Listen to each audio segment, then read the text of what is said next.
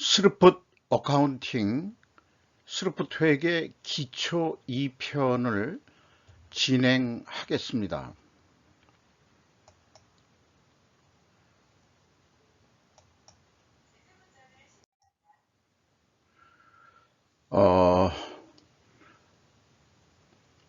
서두에 제조 원가 세계의 문제점이라는 것을 한 번 더 리마인드 해보고 지나가고자 합니다. 읽는 방식으로 하겠습니다. 제조 원가는 독과점 소수 시장 지배자의 논리이다. 특히 재료비에 가공비를 배부하는 것이 핵심 문제이다. 그리고 좀 약간 이 긴 화살 같은 논리이긴 합니다만 경제의 소수의 부유층과 다수의 빈곤층의 구조를 만들어냈던 게 현실이라는 거죠. 그래서 일부 불평등을 완화시켜 중산층을 만들 방법은 없는가? 이런 그 화두에 대해서 모 경희대 물리학자는 파레토 법칙을 인용해, 이게 이제 파레토 법칙이란 게 이제 8대2의 법칙이거든요. 과학적 방법은 없고 사회 문제로 해결해야 한다는 주장을 하는 어떤 그 방송을 봤습니다. 그래서 이거를 보면은 물리학자인데도 결국 그분은 어떤 과학적 방법이 없고 사회 문제를 해결해야 된다는 주장을 한 거에 대해서는 저는 좀 불만이라는 거죠. 항상 사회주의 분배론이 나오는 것이 문제인 것입니다.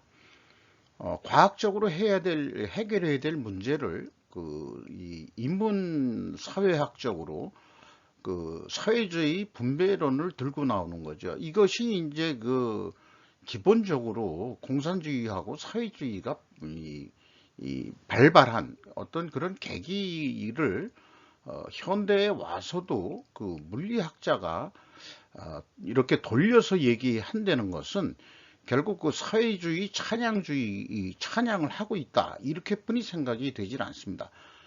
저는 뭐 정치적으로 얘기할 생각은 없고요. 밑에 나와 있는 대로 중소기업 또는 중산층이 살아나는 방법은 바로 스루풋 세계 패러다임으로 전환하는 것이라고 생각합니다. 이것이 과학적 방법의 하나일 거라고 저는 주장하고자 합니다.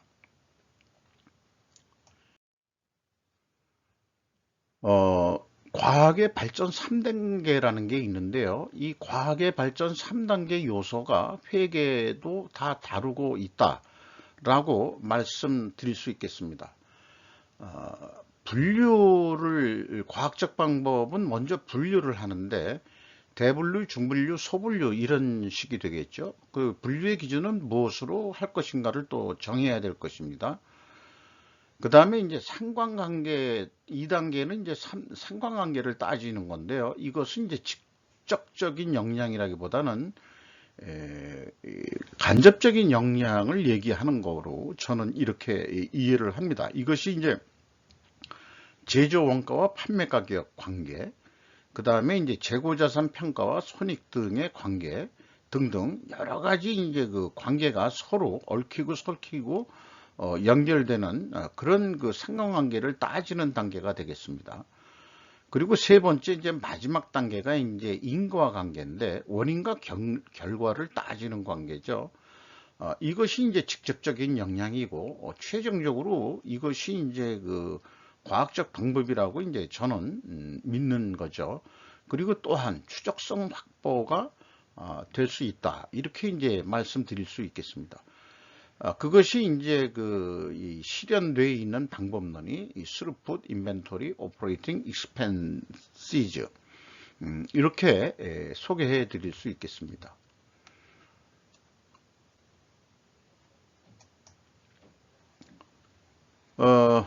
요 일본에서 얘기했던 것은 재무상태표 및 손익계산서 계정 과목들 분류를 참조하면은 이해하시는데 편하실 것으로 생각이 듭니다.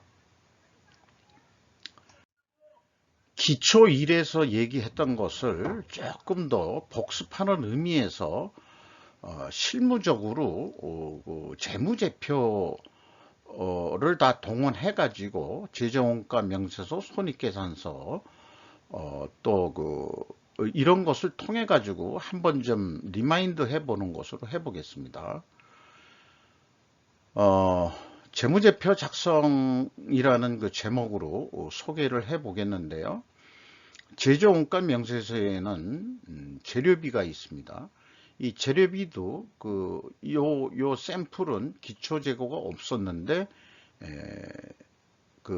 매입을 4,000원 했고 기말 재고가 1,000원 남았다. 이제 그 재료비가 이제 원재료겠죠. 그래서 이제 3,000원이다. 그 다음에 이제 노무비가 500원 들어갔고 제조경비가 1,270원 들어갔다. 그래서 총 제조 비용이 4,770원이다. 기초 제공품은 또 없었는데 요 4,770원의 제조 비용에서 기말 제공품을 빼면은 제공품이 2,000원만큼 크게 늘었습니다. 아직 제품으로 생산을 못하고 있는 공정 중에 있는 거죠. 그러면 이제 단기 제품 제조 원가가 2,770원으로 나타납니다. 총 제조 비용이 4,770원인데 제공품 때문에 2,770원으로 매출 원가가 급격히 감소하는 그런 내용이 되겠죠. 매출액이 4,500원이었는데 매출 원가는 2,270원. 여기 이제 나와 있죠. 이렇게 나와 있습니다. 그래서 이제 2,770원인데 2,270원이 됐죠. 요게 이제 매출원가 나오는 방법은 기초 제품 재고액에서 제품 제조 원가를 더한 다음에 기말 제품 재고액을 빼면은 이제 2,270원이 되겠습니다. 그러니까 매출 총이익이 2,230원이 나오고 판매관리비가 1,500원. 뭐 여기 조금 중요 급여 내용이 있습니다. 그러면 요거를 1,500원을 빼면은 영업이익이 730원 나오는 거로. 그리고 이제 실질적으로는 이제 영업의 수익, 영업의 비용 또는 요즘은 이제 또 IFRS를 채용하는 데서는 이제 금융 비용, 금융 수익 이런 것도 별도로 분리해서 표현하고 있습니다. 또한 뭐 종속기업에 대한 손익 내용도 이렇게 다 나눠서 이것을 분리해 가지고 표현하는 방식으로 지금 발전돼 가고 있죠. 그래서 이제 법인세 차감 전까지 730원이 남았는데 법인세 비용을 여기 아마 한 20% 정도 산출할 것입니다. 현재 전 정부에서는 법인세를 25%까지 올렸죠. 근데 이제 좀 법인세도 내려야 되지 않겠냐 하는 여론도 있고요. 단기 순이익이 530원 남았다. 이제 이렇게 되면은 원가 회계는 미실현이익을 미리 이익이 난 것으로 계산해 버린다. 요거를 이제 다른 말로 어떤 전문가는 재고이익이라고 부르기도 합니다. 그래서 재무상태표하고 이제 다 연결이 되는 건데요. 자산은 유동자산, 그 다음에 이제 당좌자산이라고 나오는 경우가 이제 이게 옛날 샘플이 돼가지고 하는데, 당좌자산으로 표시하는 경우에는 IFRS 기준이 아니고, GAAP라고 미국식 원가 회계 기준이, 회계 기준이 있습니다. 그런 경우에 이제 당좌자산으로 표현하기도 합니다. 현금, 외상매출분, 재고자산도 이렇게 이제 내역이 나와 있고요. 고정자산은 요즘 비유동 자산 이렇게 얘기를 하고 있죠. 이제 뭐 이런 게 있고요. 그 다음에 이제 유형자산은 금액에서 감가상각비를 제외한 것으로 이렇게 표기를 하고 있습니다. 자산 총계가 이제 9,530원인데 대차가 맞아야 되니까 아까 손익계산서에 당기순이익 530원이 이익이 났죠. 그래서 부채하고 자본을 합치면은 부채와 자본 총계가 9,530원 이렇게 이제 일치를 시켜야 정확한 손익계산이 됐다. 이렇게 이제 볼 수 있는 것입니다.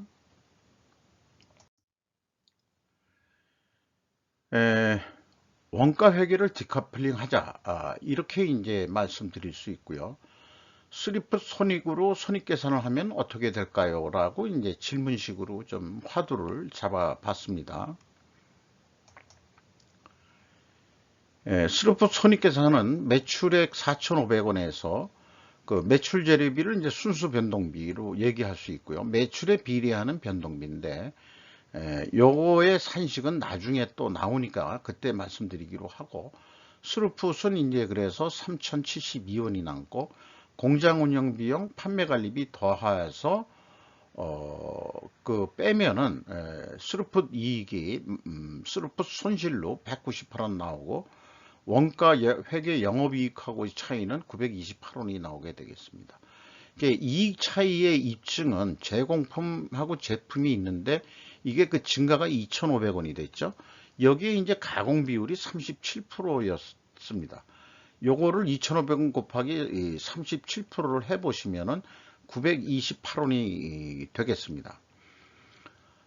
그리고 고정비는 공장 운영비용과 판매관리비의 합입니다. 그리고 스루풋율은 스루풋 나누기 그 매출액으로 산출하고요.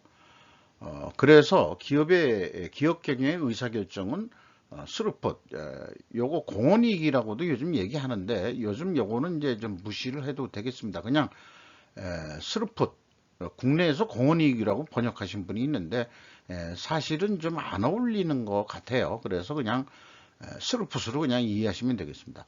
그러니까 모든 기업의 경영 의사결정은 스루풋이 올라가느냐 내려가느냐 이걸 따져가지고 의사결정해야 된다는 것을 강조드리고 싶습니다. 그리고 손익분기점이라는 것을 미리 좀 말씀드리는데요. 경영 컨설팅 하시는 분들이 보통 이제 이 생산 관리 이런 출신 분들이 많아가지고 실제 이제 그 경영 컨설팅을 해보려니까 손익분기점에 대해서 좀 모르는 경우가 있으셔가지고 저한테 좀 문의를 한 적이 있는데 잠깐 실례하겠습니다. 스루풋 개념을 좀 알아야 된다. 그래서 그 고정비를 그냥 운영비용이라고 생각하시면 되고요. 3,270원이었습니다. 그리고 이제 스루풋율이 68%였고요. 그래서 이 고정비가 이제 운영비용이죠. 그걸 3,270원 나누기 스루풋율로 하면은 4,790원의 매출액은 이렇게 된다. 그러니까 4,500원을 해서 적자니까 4,790원의 매출을 올리면은 영업 손실 없이 손익분기점이다. 이것을 이제 미리 소개해 드리는 바입니다. 그러면 이제 제가 좀 현란하게 옛날에 만들어 놓은 것 같습니다. 날라오게 이렇게 했는데요. 손익계산에 대해서 좀 표현해 보도록 하겠습니다. 이것도 이제 그림으로 한번 설명을 해 보도록 하겠습니다. 자, 매출액이 이만큼 있었고요. 매출비례 하는 그 재료비가 요만큼 들어간다. 그러면은 이제 스루풋이 이만큼 나오는 거죠. 이제 여기에서 이제 노무비, 경비, 그 다음에 이제 노무비라는 말은 요즘 저는 쓰지 않습니다. 인건비라고 표현합니다. 경비, 보조분비, 판매 관리비 다 해서 이거를 운영비용이라고 하죠. 그러고 매출액이 이만큼 있었다. 그러면은 영업손실이 요만큼 난다. 이런 얘기가 되겠습니다. 스루풋은 나오지만은 결국 비용들이 커가지고 영업손실이 난다. 이렇게 되겠습니다. 그래서 매출액에서 그 재고를 줄여서 매출 증가를 했을 경우 매출액이 추가 매출이 이만큼 일어나죠. 그러면 재료비도 조금 더 증가할 거고요. 스루풋도 증가할 것입니다. 그리고 노무비, 경비, 보조부 및 판매관리비도 추가 매출을 통해서 조금씩 다 영향을 받아가지고 생산을 조금 더 했기 때문에 노무비도 인건비도 조금 올라가고 경비도 올라갈 거고, 요거는 나중에 이 실전 분석에서 다 또 말씀 드릴 예정입니다. 얼만큼 이렇게 영향을 미치냐 하는 그런 부분에 대해서도요. 판매 관리비도 조금 더 늘어날 수 있을 겁니다. 어쨌든 이렇게 되면은 영업이익이 늘어나는 거로 되어 있습니다. 매출액이 증가하면 일반적으로 영업이익이 증가한다는 그 일반 상식하고 맞아떨어지는 게 스루풋 손익계산이라고 할 수 있겠습니다. 상식이 통하는 적합한 평가 방식을 스루풋 회계에는 제공합니다. 이런 회계를 기업 경영을 하면서 법으로 원가 회계가 현재 지배하고 있다 그러고 한다 하더라도 관리 회계적인 측면에서 의사 결정용으로도 우선은 이 스루풋 회계가 이 기본이 되는 세월이 어느 시대 때 올진 몰라도 내부적으로 관리 회계용으로 쓸 수 있지 않을까, 저는 그렇게 이제 희망을 합니다. 결산서는 이제 외부에 공개하는 결산서는 좋다 이게 원가 회계로 하지만 실질적인 의사결정은 말하자면은 그 스루풋 회계로 의사결정을 하는 그런 어떤 결단력 있는 경영주가 나오기를 저는 기대를 합니다. 이 대목에서 스캡티시즘에 대한 얘기를 조금 하고 넘어가겠습니다.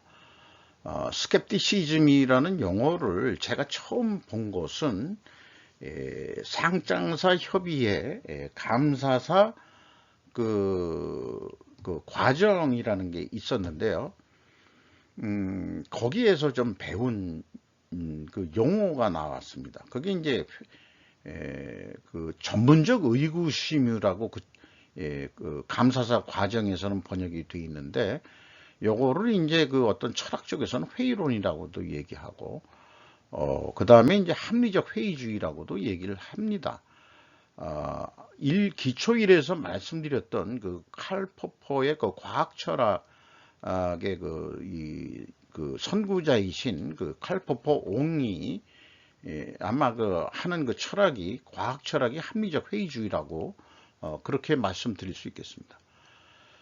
원가 회계는 그 방식 때문에 분식, 코스메틱 회계로 유혹한다, 이렇게 말씀드릴 수 있겠어요. 이게 한 예로 재고자산 평가손실이나 환입자법을 지금 세법적으로 인정하고 있는데 과연 항상 합리적으로 평가 보장할 수 있을까? 회사는 그러죠. 모든 것을 합리적으로 평가를 했다. 합리적이라는 말만 들어갔다고 해서 합리적이냐? 그걸 잘 모르겠고요. 또 그럼에도 불구하고 환입이 발생한다는 것도 종전 평가 손실이 과대했었음을 말하는 것 아니냐. 이게 만약에 의도성으로 한다 그러면은 과도한 평가 손실로 평가 손실을 크게 해버리면은 매출원가를 증가시켜 매출이익이 적게 나오도록 분식이 가능한 것이 현재 원가 회계입니다. 요건 한 가지 예에 불과할 뿐입니다. 그래서 스루풋에 대해서는 이렇게 약어로도 씁니다. 맥도날드 그 햄버거도 요 용어를 쓰죠. 드라이브 스루라고 간단하게 표현하기도 합니다. 손익분석은 재고자산 매출원가 회계 투명성을 그래서 바뀔 수밖에 없다. 이런 말씀을 드리고요.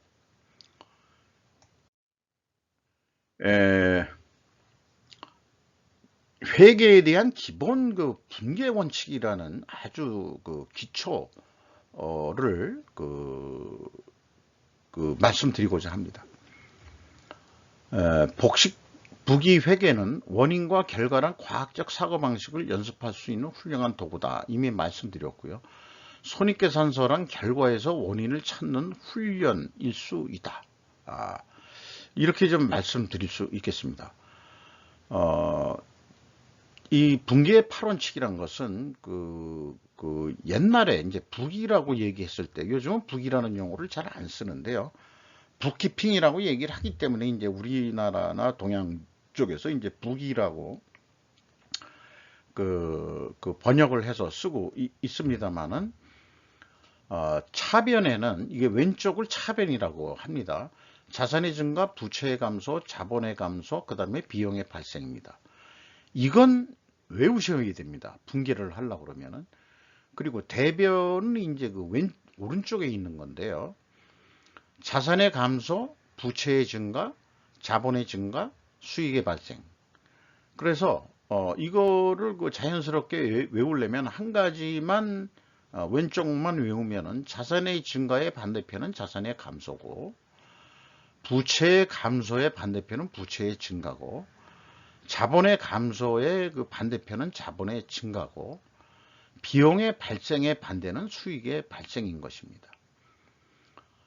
그리고 저도 우연히 학습을 하다 보니까 베네치아 부기법보다 지금 부기가 유럽의 이탈리아 도시국가가 만들어진 이 베네치아에서부터 출발했다 이렇게 되는데, 베네치아 부기법보다 200년이 앞선 게 개성상인의 복식북이다 이렇게 이제 소개하는 대목이 나옵니다. 이걸 보고서 저는 충격을 받았는데요. 그거가 사계 송도 치부법이라고 이렇게 되어 있습니다.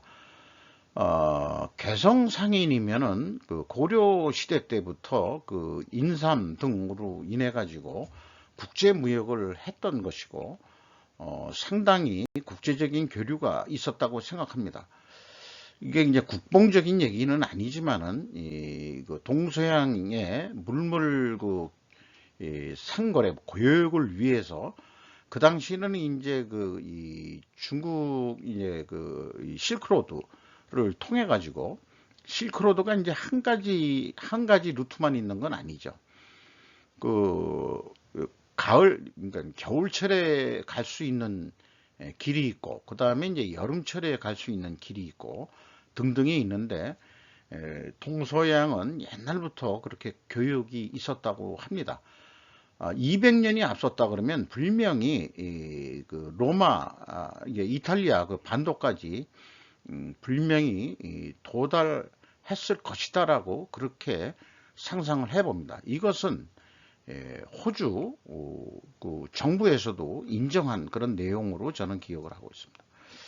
이게 아마 부기 체계나 회계의 기본을 보면은 기본적으로 나와 있는데요. 모든 거래 관계가 다 이렇게 연결이 되는 거로 생각이 됩니다. 어떤 거래가 하나 있다면 그거를 붕괴해서 회계 처리를 하라 그러면, 복식 회계 처리를 한다면은 자산의 증가가 수익의 발생으로 연결되는 경우가 있겠죠. 이런 경우가 차변에는 매출 채권의 증가, 대변은 수익의 발생, 이런 경우가 되겠습니다. 일일이 어떤 샘플을 얘기하기 만한 시간은 없을 거고요. 이것을 제가 팔각형으로 한번 좀 이렇게 비틀어 봤습니다. 어떤 천문 철학이라고 할까요? 그런 거하고도 좀 유사한 건데, 그거를 이렇게 연결을 하면은 이런 식으로 다 거래들이 연결이 되겠습니다. 그래서 이제 우리나라 이 철학이란 게 이제 천지인 사상을 옛날부터 가지고 있는데, 수익의 발생을 천으로 상징을 내고 비용의 발생을 지로 했을 때 이는 가운데 있다 이렇게 이제 말씀드릴 수 있겠습니다.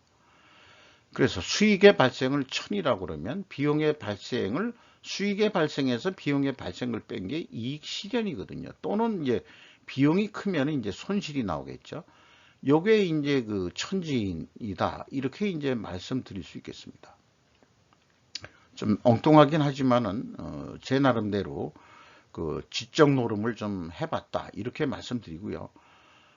그리고 이제 팔각정을 지을 수 있는 사람은 조선시대 때 왕만이 팔각정을 칠 수 있고 양반들은 육각정 밖에는 그 질 수가 없었다고 하는 얘기가 있어요. 그래서 이제 팔각정이 이렇게 있는데 제가 한 그 나이 먹어서 한 40년이 지나서 어디죠? 거기 이 위치를 잠깐 좀 잊어버렸습니다만은 인걱정이 그 숨어 살았다는 거기가 있습니다. 그 철원 지방에 있는데 거기에 이제 그 팔각정을 복원해 놓은 게 있는데 옛날 이성계가 사냥을 갔다가 그 사냥한 사람들하고 같이 어울려서 그 고석정이군요. 고석정을 내려보면서 즐겼다는 그 룰을 그 팔각정으로 쳤다는 얘기도 있습니다. 사이드로 좀 빠졌네요. 그래서 ESG 경영에 필요한 스루풋 회계라고 저는 좀 감히 이렇게 주장을 하는데 현재 이렇게 그 대립관계를 좀 표현을 해 봤습니다. A는 결국은 어떤 그 조직의 공동 목적인데요. 2050년 탄소 중립 지속 가능 발전, 이게 이제 서스테이너빌리티라고 얘기를 합니다. 지속 가능 발전. 기업의 목적은 오늘도 내일도 돈을 버는 것이다. 이것을 아주 직접적으로 메이크 모어 머니라고 하는데, 요렇게 이제 표현하면은 이제 기분들이 좀 언짢으니까 점잖지 못하니까 그거를 이게 서스테이너빌리티 이렇게 해서 지속 가능성 우리 요즘 얘기하는데, 지속 가능성이라는 게 뭐냐 한마디로 그러면 돈 벌자 그런 얘기라고 저는 해석을 할 수밖에 없습니다. ESG를 그거에 도구로 하나 쓴다는 거죠. 그래서 이 지속 가능성을 위해서는 반드시 그 ESG 경영을 내재화 시켜야 된다. ESG 경영을 내재화 시키기 위해서는 반드시 스루풋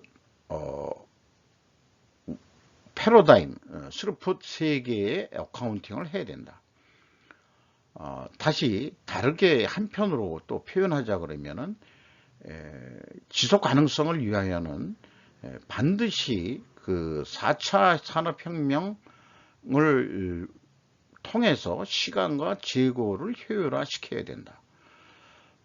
시간과 재고를 효율화시키기 위하여는 반드시 코스트 세계의 회계로 해야 된다. 그래서 현재 원가 회계와 스루풋 회계는 대립관계에 있다. 이렇게 한번 표시를 해 봤습니다. 어느 게 이길 거냐? 패러다임의 싸움으로 어느 분은 토마스 쿤은 얘기를 했습니다. 그럼 누가 이길 거냐? 누가 그 진실이기 때문에 이길 거냐? 이게 아니고요. 사실은 세력 싸움입니다. 옳고 그름의 싸움이 아닙니다. 이 인생이라는 게 어떤 놈의 세력이 많으냐가 이기게 되어 있는 겁니다. 현재 스루풋 회계는 소수입니다. 그러나 스킨 인 더 게임의 저자인 그 탈레브 씨는 소수가 항상 세계를 지배해 왔다는 것을 강조하고 있습니다. 소수가 세계를 지배할 것이라고 저는 믿어 의심치 않습니다. 그때까지 처절하고 치열한 삶을 살겠다, 이렇게 저는 생각을 합니다.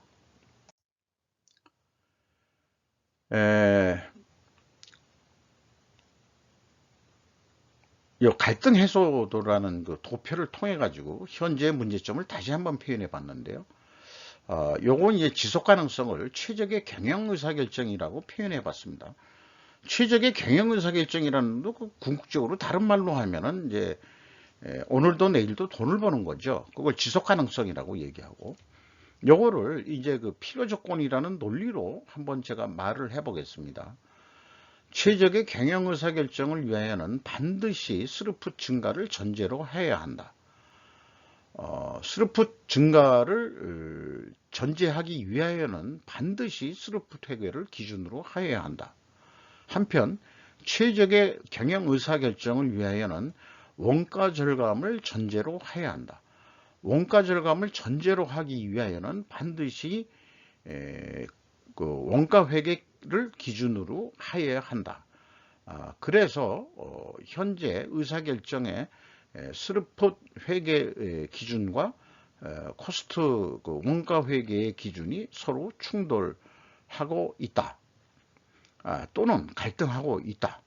또는 대립하고 있다. 이렇게 말씀드리고 있겠습니다. 결국 해결책은 뭐냐? 앞서서 말씀드렸지만 누가 옳고 그르냐의 싸움이 아니다 이거죠. 패러다임의 전환만 되면 된다. 이런 얘기입니다. 요 밑에 건 그냥 읽어보겠습니다. 회계 역사적으로 동서교역에 따른 상품 손익계산이 원래는 원재료 계산이었을 것이다. 따라서 제조원가는 파생된 회계일 뿐이며 산업혁명이 일어나면서 1, 2차 산업혁명까지는 유효했다. 그러나 3차 정보산업혁명에 따라 그 유효성은 반감되어 왔다. 리카도 마르크스의 이루는 노동가치설은 이제 설득력이 떨어진다. 이제 로봇들이 생산하고 계속해서 뭐 현대차 노조가 그렇게 그 강속 노조로 민노총 그 애들이 강속 노조로 간다면 결국 다 로봇화 할 거예요. 짜증나서라도. 그 과학적 사회주의라고 그러죠. 마르크스주의를 과학적 사회주의라고 본인들은 주장을 하는데 과학적 사회주의를 실현한 게 공산주의다. 그러면은 이 과학적 사회주의를 실현한 게 원가 회계의 원조냐? 이렇게 얘기할 수밖에 없는 거죠. 원가 회계는 노동가치설에 의해서 가치가 증가한다고 보고 있는 거기 때문에 그러죠. 상당히 이 마르크시즘이 뭐 기여한 것도 없지는 않습니다. 그러나 이제 4차 산업혁명의 의사결정에 맞는 회계가 저는 필요하다. 이렇게 이제 말씀드릴 수 있을 것 같아요.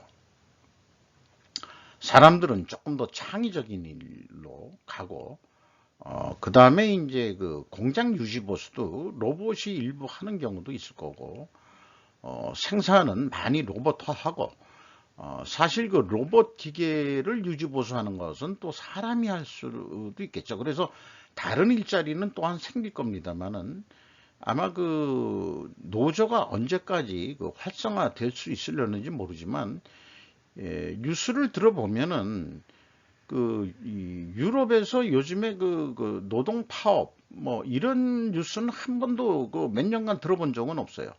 근데 유독 우리 그 한국에서만 민노총 애들이 뭐 좀 조금 육두문자를 쓰고 싶습니다만은 한국의 미래를 위해서 뭔가 상생할 수 있는 길을 찾아야지 좀 너무들 한다 하는 생각이 너무 짙습니다.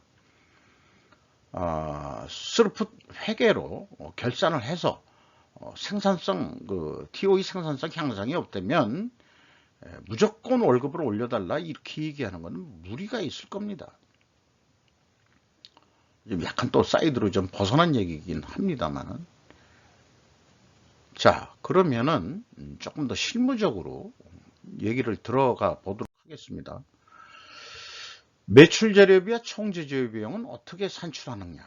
자, 이제 제가 한 10여 년 끙끙거리면서 나쁜 머리 가지고 만들어 놓은 것을 이렇게 이제 그 기초편으로 공개하는 것은 저도 이게 이제 사업화로 해서 일부 돈을 좀 번 적도 있습니다만은 저변 확대를 위하고 또 젊으신 분들이 이런 분야도 도전해 주시고 또 저의 또 뭐 문화생이라는 얘기면은 조금 제가 좀 건방지일 것 같고요. 한번 이런 그 스르폿 회계 세력들이 좀 생겨나면 좋지 않을까 해서 스르폿 회계는 꼭 그 공인회계사 자격이 없더라도 할 수 있는 그런 분야로 좀 만들고 싶기도 하고 그런 겁니다. 매출 재료비는 매출액에 비례하는 변동비인데 그러면은 현실적으로 매출 재료비를 어떻게 계산하느냐 그러면은 요거 한 가지만 이번 편에 배우셔도 충분할 것 같아요. 생산 재료비 곱하기 매출원가분의 총제조 비용입니다. 요걸 따르게 표현하면은 생산량 곱하기 생산 재료비 곱하기 판매량 나누기 생산량이 되겠죠. 네. 요겁니다. 이게 이제 매출에 비례하는 매출 재료비를 뽑으려니까 결국 원가 회계의 생산 재료비를 이용할 수밖에 없는데, 만약에 스루풋 회계가 공식화된 그 공식 회계라고 그런다면은 이런 거는 이제 무의미해서 그때는 없어지겠죠. 그때까지는 이걸 써야 됩니다. 왜냐 그러면은 이 스루풋 회계가 공식화된다면은 매출 재료비는 단위당 재료비만 알면은 되는 거거든요. 원재료비 가격만 이동 평균하는 그 원재료 가격만 알면은 누구나 되는 거거든요. 그러면 그건 영업도 알고 생산도 알고 물류도 아는 겁니다. 알려주면 되는 거거든요. 원가 계산해서 그 다음에 나올 때까지 기다릴 필요가 없이 그때그때 타임리하게 의사결정을 할 수 있는 기본을 제공할 수 있다. 이게 중요한 거다 이거죠. 총 제조 비용은 Q 총 제조 비용이라는 거가 하나 있고요. P 총 제조 비용이라고 제가 명명을 했습니다. 보통 이제 논리를 할 때 이제 PQ라는 이제 상징적인 이 상징 말하자면 약어를 쓰는데, Q 총 제조 비용은 매출원가 산출 산식을 역으로 풀이해서 산출해냅니다. 이것은 이제 재고자산 명세가 있어야 됩니다. 이제 기말 기초 재고 데이터가 있어야 되고, 그래서 이 재고자산 명세가 투명해야 된다는 거죠. 이게 만약에 틀리다고 한다 그러면은 이것도 왜곡이 생기게 되겠죠. 그리고 피총 제조 비용은 비용의 성격적 분류라고 그나마 공개되는 게 있습니다. 여기에 그 데이터와 판매 관리비를 이용해서 총 제조 비용을 산출하는 방법이 있습니다. 스루풋 손익은 현재 Q 총 제조 비용을 기준으로 합니다. 그리고 비성분의 생산 재료비와 총 제조 비용에 검증하는 1단계 역할을 합니다. 요게 이제 일치하지 않는 경우는 일반적으로 재고자산의 변동 범위가 다르기 때문인데, 재고자산의 변동 범위가 다르다는 얘기는 또 뭐냐 그러면은 이제 그거는 향후 이미 실전 분석에서는 다 말씀드린 내용입니다만은 나중에 또 기회가 있으면은 또 설명을 드릴 수 있을 것입니다. 재고자산 명세는 현재 하고 있는 것 말고 재고자산도 유형자산처럼 유형자산은 일반적으로 이렇게 공개를 하거든요. 기초자산이 얼마 있었는데 취득이 얼마 됐고 처분이 얼마 됐고 감가상각해서 얼마가 줄어들었고 타계정 대체하는 것도 있어서 기말 유형자산이 얼마다. 유형자산은 이렇게 주석 데이터를 공시하면서 재고자산은 왜 기초재고하고 기말재고만 공개하느냐 이 말이에요. 물론 이제 평가손실 그거까지 요것도 이제 들어가 가지고 기말재고를 표시하고 있습니다. 기초재고도 그렇고.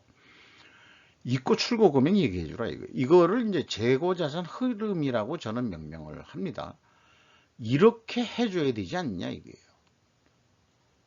그래야 좀 더 투명한 기업 회계가 될 수 있다고 믿습니다. 그럼 매출원가 그동안에 쭉 설명했지만 산식으로 이렇게 나와 있고요. 이렇게 다시 돌려서 표현할 수 있고, 그래서 비성분에는 표시되는 재고자산의 변동이라는 것은 기초재고 빼기 기말재고가 되는 겁니다. 그래서 기말재고가 증가할 경우 대부분 재고가 증가하니까 비용의 성격적 분류에는 마이너스로 표현되는 경우가 다반사예요.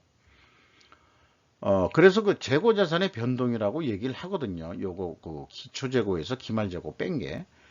여기에 이제 그 제조 원가를 더하는데, 이제 제조 원가에는 이제 그 생산에 투입된 재료비나 이거가 있고, 그 다음에 이제 그 비용들이 이제 그 밑으로 들어가 있는 거죠. 가공비. 그래서 그거를 그냥 포괄적으로 제조 원가라고 표현했습니다. 그래서 지금 얘기 나온 대로 이 재무상태표 그 재고자산의 증감액은 제가 기말에서 기초를 빼가지고 얼마나 대부분 증가를 했느냐를 봅니다. 왜 그러냐? 일반적으로 재고자산이 증가하니까. 근데 이 제조 원가는 아까 얘기한 대로 기초재고에서 기말재고를 하죠. 그래서 따라서 플러스 마이너스가 반대로 표현이 되게끔 이렇게 이제 로직을 만들었습니다. 이 반대가 아니라면은 분명히 잘못된 이 비성분 데이터가 될 것입니다. 제조원가 내용 말씀드렸었고요. 생산재료비 말씀드렸는데, 보통 이제 이 상품 배출원가를 별도로 표기 안 할 때는 원재료의 사용 및 상품의 매입액으로 두 가지를 합쳐서 그냥 생산재료비로 포괄적으로 얘기를 합니다. 원재료는 사용인데 왜 상품은 매입액이냐 그러면은 기초 1에 상품 매출원가가 기초 상품 더하기 상품 매입액 빼기 기말 재고니까, 기초 재고에서 기말 상품을 빼면은 그게 재고자산의 변동액이 이 재고자산 변동 범위에 들어갔다면은 남는 게 상품 매입액이죠. 그러니까 상품 매입액이 돼야 되는 겁니다. 요 내용은 지금 구두로 얘기한 것을 좀 말씀드린 거고요. 현재 이 재고자산의 변동 범위는 재고자산 명세를 가지고 그나마 검증을 할 수 있는 게 되는데, 향후는 입고 금액과 출고 금액이 공시가 돼야 그 다음에 이제 이 비성분에 나와 있는 원재료의 매입액 또는 사용액, 이게 이제 이 기준에 따라서 이렇게 표시되는 경우가 있기 때문에 각각을 검증할 수 있어야 되는 날이 와야 되지 않겠냐, 이렇게 생각을 합니다. 대부분 분기보고서에는 이런 재고자산 명세나 비용의 성격적 분류 데이터를 비공개한 기업들이 상당히 있는데, 결국 이것은 뭔 얘기하냐 그러면은 제조 원가 회계 투명성이 그렇게 밝지 않다는 것을 반증하는 거라고 저는 그렇게 생각합니다. 그래서 따라서 회계 투명성을 위해서는 상기 양식과 같이 공시되어야 ESG에 부합할 것이다. 그래서 ESG를 제가 조금 더 팔아먹는 입장에서 이렇게 표현을 했는데, ESG 아니더라도 이렇게 해야 된다, 이런 얘기예요. 그래서 연관된 거를 이렇게 표현을 해 봤습니다. 이상 기초 2편을 끝내는 것으로 하겠습니다. 기초 3편을 또한 기대해 주시기 바랍니다. 이 기초편을 통해서 기초 3편은 이제 한 중급 정도로 들어가는 거라고 이렇게 좀 생각해 주시면 좋겠고요. 기초 2편은 50분을 채우질 않았네요. 빨리 끝낼 수 있어야 수강생들이 좋아하더라고요. 제가 대학교 강의는 이제 특별 강의로서 초청에 의한 특강식으로 한번 이 스루풋 회계를 맛만 보여준 경우가 있는데, 이렇게 이제 이 대외적으로 공개를 하고 있습니다.